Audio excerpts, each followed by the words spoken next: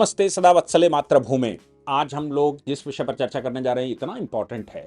हम लोग बात करने जा रहे हैं कि जुडिशरी के इतिहास में, जुडिशरी का इतिहास जब हम बात करते हैं तो जुडिशरी का इतिहास अंग्रेजों से शुरू होता है, क्योंकि पहले उन्होंने सोसाइटी बिगाड़ी, पहले हमारा इकोनॉमिक स्ट्रक्चर उन्होंने खराब किया, कंपनी का शासन शुरू किया और उसके बाद वो ठेका ले बैठे कि हम सब सही करेंगे, हम सब सही करेंगे, मतलब आपके बीच के विवाद हम खत्म करेंगे। पहले सोसाइटी बिगाड़ी, सोसाइटी बिगड़ेगी तो विवाद होंगे, विवाद होंगे तो वो सही करेंगे, सही करेंगे का मतलब उनके मातहत सब कुछ दुनिया आ जाएगी और फिर वो हिंदुस्तान पर शासन करेंगे। फूट डालो, राज्य करो, आप पहले संस्कार बिगाड़ो और फिर उन पर शासन करो, क्योंकि उनसे पहले हमारे पास न्यायाधीशों की परंपराएं मिलती नहीं हैं, बहुत कम मिलती हैं।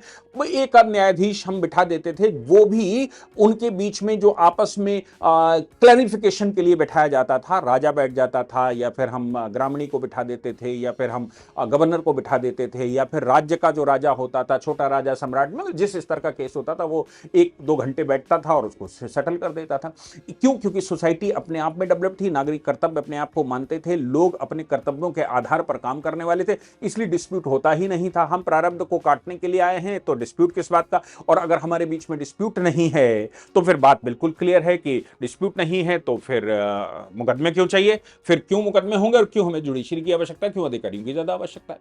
लेकिन अंग्रेजों ने पूरा का पूरा जो प्रशासनिक महकमा है वो कैसे स्थापित हो, उनके लोग कैसे ऑबलाइज हों, वो कैसे ठेकेदार बने हिंदुस्तान के, इसके पीछे उन्होंने पूरा अपना गढ़ लगाया था।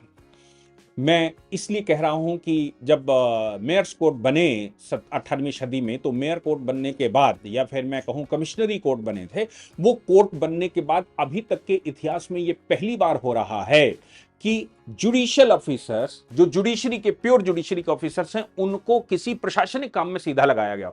अंग्रेजों के समय पर तो दोनों अल्टर हो जाते थे, इसका उसमें उसका इसमें हो जाता था, लेकिन अंग्रेजों ने भी बाद में अधिकारी अलग और न्यायाधीश अलग, यानी कि न्यायपालिका और कार्यपालिका को अलग अलग रखा था। न्यायपालिका कार्यपालिका अलग, तो दोनों एक दूसरे का काम नहीं करते, हाँ थोड़ा बहुत इंटरचेंजेबल होता था लेकिन पूरा काम नहीं करते थे। ये पहली बार हो रहा है। तो वेस्ट बंगाल के एसआईआर का डिस्प्यूट इतना बड़ा बढ़ गया, इतना बड़ा हो गया कि एसआईआर के डिस्प्यूट को सॉल्व करने के लिए चीफ जस्टिस ऑफ इंडिया को 3 जजेस की बेंच बैठी, honourable justice Suryakant, honourable justice Bagchi, honourable justice Pancholi, 3 जजेस की बेंच बैठी। ममता बनर्जी की तरफ से केस फाइल हुआ था। अब इस मामले में ममता बनर्जी के 2 केसेस अभी सुप्रीम कोर्ट में हाईलाइटेड हैं। पहला, बाकी करप्शन के जो मामले हैं, उनके शिक्षा घोटाले, उनके शारदा घोटाले, वो अलग छोड़ दीजिए। अभी 2 बड़े केसेस हैं जो केंद्र बनाम राज्य हैं। उनमें एक ईडी का मामला है जो आई पैक्ट वाला है, उस पर मैं लगातार अपडेट दे रहा हूं जो कुछ भी हो रहा है, और दूसरा एसआईआर का मामला है। एसआईआर का मामला तो उन्हें खटक इसलिए रहा है क्योंकि केंद्र सरकार एनआरसी की बात कर रही है, केंद्र सरकार नागरिकता की बात कर रही है, और इलेक्शन कमीशन उसमें ऐसा लग रहा है सहयोगी की भूमिका में है, क्योंकि इलेक्शन कमीशन यह कह रहा है कि जो कोई भी वोटर हो वह भारत का नागरिक होना चाहिए और भारत की नागरिकता के लिए हम उसका प्रमाण देखना चाहते हैं, हम उसके सर्टिफिकेट, उसके डॉक्यूमेंट देखना चाहते हैं। खासतौर से 2003 के बाद जिनका वोट बना, हम उनके देखना चाहते हैं, क्योंकि 2003 में अटल बिहारी वाजपेयी सरकार के समय पर उन्होंने ये सिटीजनशिप अमेंडमेंट करके ये तय कर दिया था कि जिसके दोनों मां और पिता दोनों भारतीय नागरिक होंगे वही भारत का नागरिक होगा। अगर उनमें से एक विदेशी नागरिक है और दूसरा भारत का नागरिक है तो फिर वो वोटर नहीं होगा। इससे पहले दोनों में से एक नागरिक होता था, उसका बच्चा होता था, वो नागरिक माना जाता था। तो अब सवाल ये पैदा, कोई बांग्लादेशी भारत में आया और उसने भारत में निकाह कर लिया, कोई बांग्लादेशी महिला भारत में आई और भारत में किसी पुरुष से उसने निकाह कर लिया। अब इसका जो बच्चा होगा, चूंकि पिता भारतीय है तो बच्चा ऑटोमेटिकली भारतीय हो जाता था, या फिर मां भारतीय है तो बच्चा अपने आप भारतीय हो जाता था, नागरिकता। लेकिन 2003 के बाद यह तय हो गया कि नागरिकता तभी होगी जब दोनों नागरिक होंगे। अब दोनों नागरिक होंगे का मतलब है कि पहले जो यहां पर आया है या आई है उसको पहले भारत की नागरिकता लेनी पड़ेगी, भारत की नागरिकता के लिए उसको वैलिड वीजा दिखाना पड़ेगा, वैलिडली उसको भारत में एंट्री मारनी पड़ेगी, और सब कुछ ऑन पेपर्स होगा। भारत में करोड़ों लोग ऐसे हैं जो ऑन पेपर्स तो है नहीं, वो तो एंट्री मार गए चले आए। सीए के मामले में मैंने अभी एक एक लेक्चर रिकॉर्ड किया है, सुनवाई सुप्रीम कोर्ट में शुरू होने वाली है, उस पर भी मैंने बताया कि भाई ये जो सीए का मामला है वो समस्या यही है कि रोहिंग्या बांग्लादेशी बाहर जाएंगे और केंद्र की सरकार कह रही है कि हम इनको बाहर भेज कर आएंगे। और ये संभव है कि एसआईआर की जो रिपोर्टें आई वो रिपोर्टें होम मिनिस्ट्री फिर से रिव्यू करे और रिव्यू करने के बाद जहां संशय खड़ा हो उनको नोटिस करके उनसे पूछे और उनकी जमीनें, उनके पुरखों की जमीनें, उनके पुरखों के परिवार, उनको लिंक करे और सब कुछ ऑन पेपर कर दे। और सब कुछ ऑन पेपर कर देगी तो अपने आप छटकर बाहर हो जाएंगे, बाहर हो जाएंगे तो जाना पड़ेगा। और लगातार वो भेज भी रहे हैं। एसआईआर के मामले में ममता बनर्जी की समस्या यह है कि लाखों लोग बाहर होने वाले हैं, उन लाखों लोगों में वो उनके ही वोटर हैं मोस्टली जो बाहर हो रहे हैं।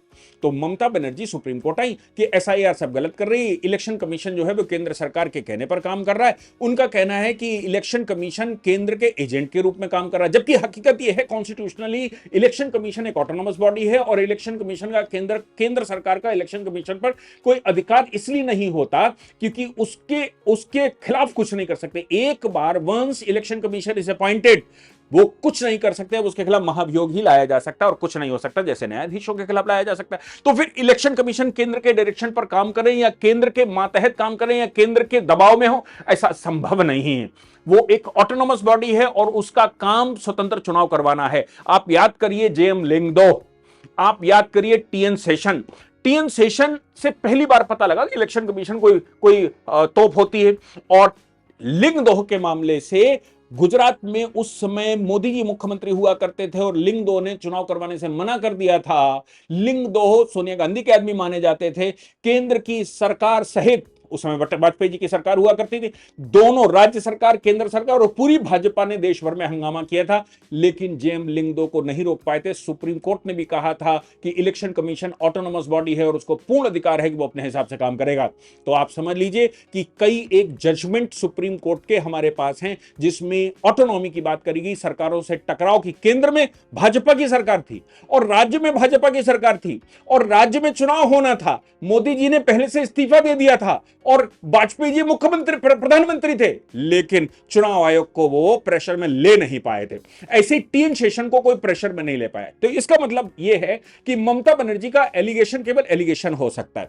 लेकिन एक बात और है कि चुनाव आयोग के पास अपनी मशीनरी नहीं होती। चुनाव आयोग तो राज्य की ही मशीनरी का इस्तेमाल करता है और मशीनरी केंद्र सरकार के पास भी थोड़ी सी ही होती है। केंद्र भी अपना काम राज्य की मशीनरी से ही करवाता है, सुप्रीम कोर्ट भी अपने आदेशों का पालन राज्य की मशीनरी से करवाता है, हाई कोर्ट भी अपने आदेशों का पालन राज्य की मशीनरी से करवाता है। तो मशीनरी तो मुख्यतः राज्य के पास होती है, यानी कि ममता बनर्जी के मातहत काम करने वाली मशीनरी। लेकिन सुप्रीम कोर्ट ने पिछली तारीख में जो एक बात कह दी थी, उन्होंने कहा था चीफ सेक्रेटरी को मैं कहता हूं, आदेश देता हूं कि इलेक्शन कमीशन को जो असिस्टेंट चाहिए वो आपको देनी पड़ेगी, अगर आप नहीं देते हैं तो फिर हम बैठे हैं।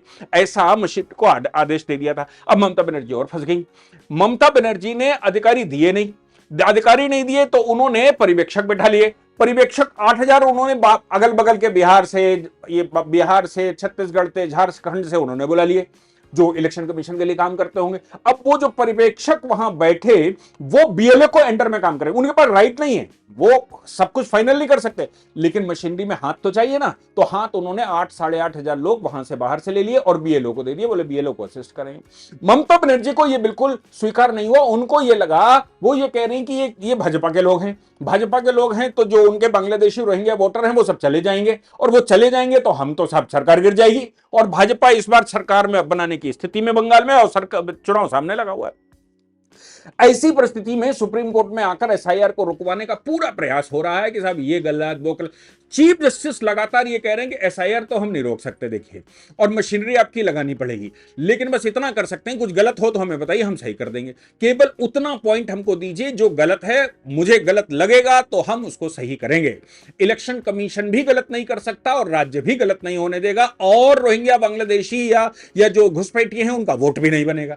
ये आज के चीफ जस्टिस भी इस बात को चिल्ला चिल्ला के कह रहे हैं और सबको उनकी भावना भी मालूम है कि वो राष्ट्रवादी टाइप के व्यक्ति हैं। वो लगातार हर दूसरे दिन उनका कोई स्टेटमेंट आ रहा है और ऑर्डर भी दिखाई दे रहे हैं। ऐसी परिस्थिति में ममता बनर्जी तो धर्म संकट में फंस गई। ममता बनर्जी ने एक दांव खेला और ममता बनर्जी ने सुप्रीम कोर्ट से कहा कि इनके माइक्रो ऑब्जर्वर हटा दीजिए, इनके जो सहयोगियों की बात कर रहे हैं उनको हटा दीजिए, हम अधिकारी दे देंगे। पिछली तारीख में कहा था, अधिकारी भी कौन दिए? एसडीएम दे दिए, डीएम दे दिए। अब डीएम और एसडीएम अगर अधिकारी आपने दे दिए हैं वो तो आपके मातहत पूरे पूर्ण रूप से आते हैं, यानी कि अब सवाल खड़े होंगे। इलेक्शन कमीशन ने आज सुप्रीम कोर्ट में ये बात कही। ममता बनर्जी ने भी सुप्रीम कोर्ट से कहा हमें इलेक्शन कमीशन पर विश्वास नहीं। इलेक्शन कमीशन कह रहा है हमें ममता बनर्जी पर विश्वास नहीं, जो हमने माइक्रो ऑब्जर्वर बनाकर रखे हैं वो बाहर के हैं, उनके पास पूर्ण अधिकार नहीं है, लेकिन वो बीएलओ को असिस्ट करते हैं। और जब ये कह रही है एसडीएम काम करेंगे, जब ये कह रही है कि एडीएम काम करेंगे, तो एडीएम एसडीएम और डीएम अगर काम करेंगे वो तो राज्य सरकार के अनुसार ही काम करेंगे और राज्य सरकार के डायरेक्ट कंट्रोल में आते हैं। भारत में इंप्लॉयर एम्प्लॉय का एक कॉन्सेप्ट है। इंप्लॉयर जो मैजिस्ट्रेट की रैंक होती है, जैसे एसडीएम की बात करें, एडीएम की बात करें, डीएम की, ये मैजिस्ट्रेट की रैंक है। मैजिस्ट्रेट की रैंक के लोग अधिकारी माने जाते हैं, इंप्लॉयर माने जाते हैं, बाकी सब इंप्लॉय माने जाते हैं। जो इंप्लॉयर है वो राज्य सरकार के अंडर में काम करता है, राज्य सरकार से कंधा मिलाकर काम करता है। राज्य सरकार की एक एक बात मानने के लिए इंप्लॉयर बाध्य होता है, क्योंकि राज्य सरकार खुद इंप्लॉयर मानी जाती है। तो ऐसी परिस्थिति में जब इंप्लॉयर्स आप दोगे, इंप्लॉय नहीं दोगे, तो फिर समस्या तो खड़ी होनी है। लेकिन सुप्रीम कोर्ट हालांकि लगातार कह रहा है कि तुमको काम करना पड़ेगा। अब दोनों के बीच में चूचू में सुप्रीम कोर्ट में चल रही थी, यानी कि इलेक्शन कमीशन और राज्य सरकार। राज्य सरकार इलेक्शन कमीशन को मानने को तैयार नहीं, इलेक्शन कमीशन राज्य सरकार पर सवाल खड़े कर रहा है, जबरदस्ती कर रहे हैं ये लोग।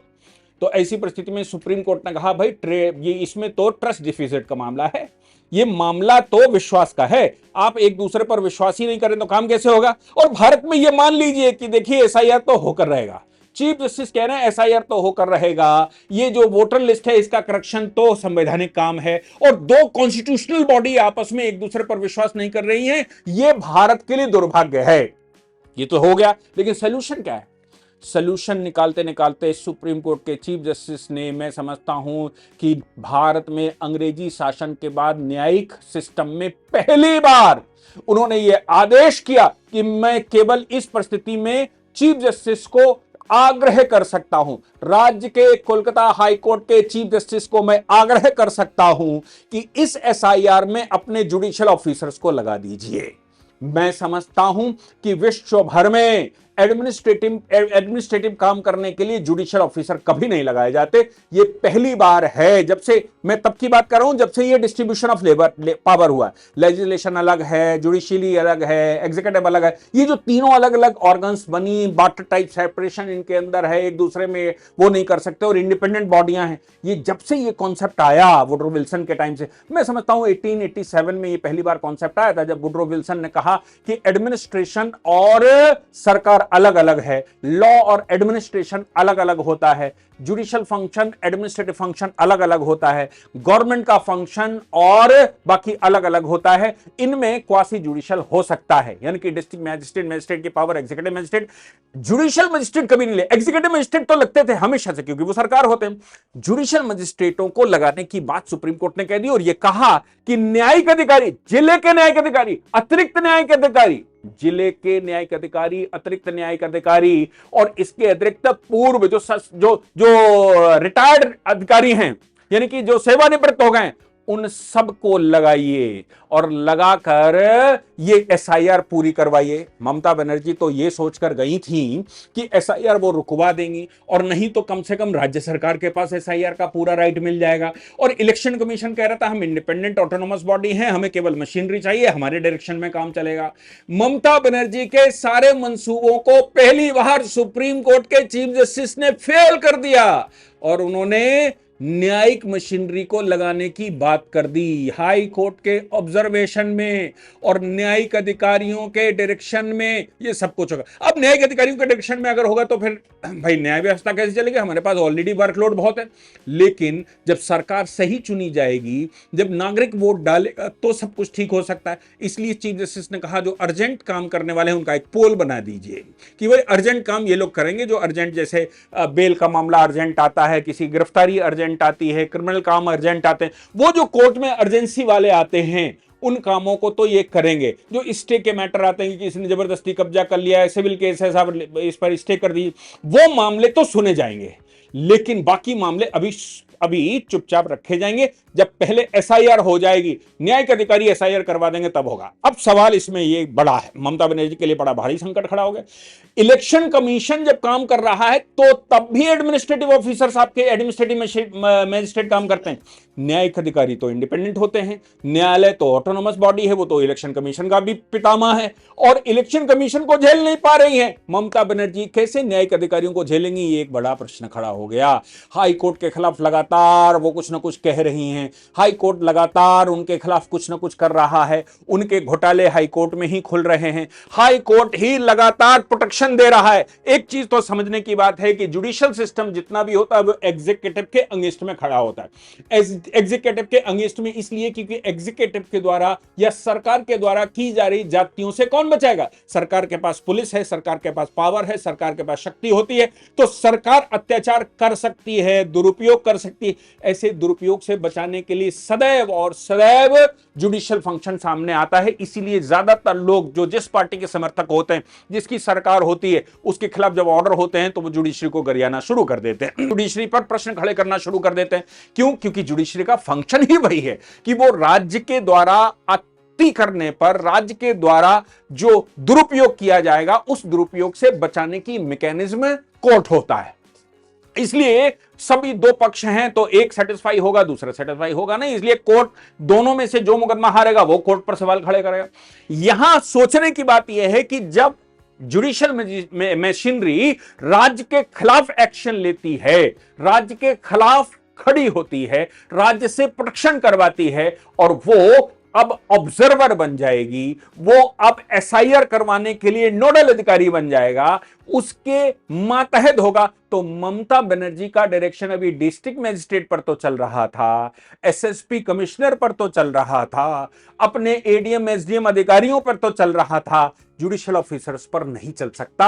अब जुडिशियल ऑफिसरों को लगाकर चीफ जस्टिस ने यह पाला पूरा पलट दिया। ममता बनर्जी की जितनी आत्मा खुशियां रही होगी, उससे ज्यादा मुझे नहीं लगता कि कोई दुनिया में और भी इस समय परेशान होगा, क्योंकि जुडिशियल ऑफिसर अगर करवाएंगे, हाई कोर्ट ऑब्जर्व करवाएगा, हाई कोर्ट के अधिकारी करवाएंगे, डिस्ट्रिक्ट कोर्ट के जिला जज करवाएगा, डिस्ट्रिक्ट के अतिरिक्त जिला जज करवाएंगे, तो आप समझते हैं क्या होगा?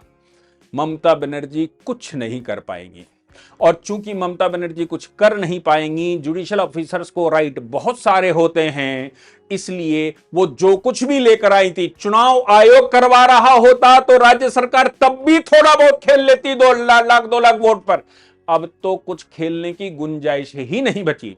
ये पहली बार ऐसा हुआ है जब उन्होंने कहा कि दोनों पार्टियां, दोनों कॉन्स्टिट्यूशनल मशीनरियां आपस में ट्रस्ट डिफिसिट की वजह से हैं। ऐसे में मेरे पास कोई उपाय नहीं है आपकी बात को समझने का, क्योंकि कोई गड़बड़ हो तो हम सही करेंगे। अब कुछ गड़बड़ तो वहां हो नहीं रही, दोनों एक दूसरे पर विश्वास नहीं कर रहे हैं, तो ऐसी परिस्थिति में सुप्रीम कोर्ट ने कहा हमारे पास कोई ऑप्शन नहीं है, हम सिर्फ न्यायिक अधिकारी जो हमारे पास है वो हम लगा सकते हैं तुम्हारे लिए, और वो लगा देंगे तो वो कुछ इस पर काम आगे बढ़ाएंगे। मैं समझता हूं ये बहुत बड़ा डिसीजन है जो हमारे देश के अब भविष्य को तय करने वाला है। क्योंकि एक बार हो गया है, ऐसी परिस्थिति कभी और आएगी। इससे एक और परिणाम निकलेगा, इससे एक और बात ये निकलेगी, जो एसआईआर को लेकर राज्य सरकारें चिल्ला रही हैं, अपोजिशन चिल्ला रहा है, वो सुप्रीम कोर्ट आने से भी डरेंगे, क्योंकि उनको लगता है कि अभी उनको लगेगा कि अभी जब हम बैठे हैं तो इलेक्शन कमीशन ऑटोनोमस जरूर है, लेकिन फिर भी डिस्ट्रिक्ट मजिस्ट्रेट तो है ना हमारा, लेकिन न्यायिक मजिस्ट्रेट तो उनका नहीं है, न्यायिक अधिकारी तो उनका नहीं है।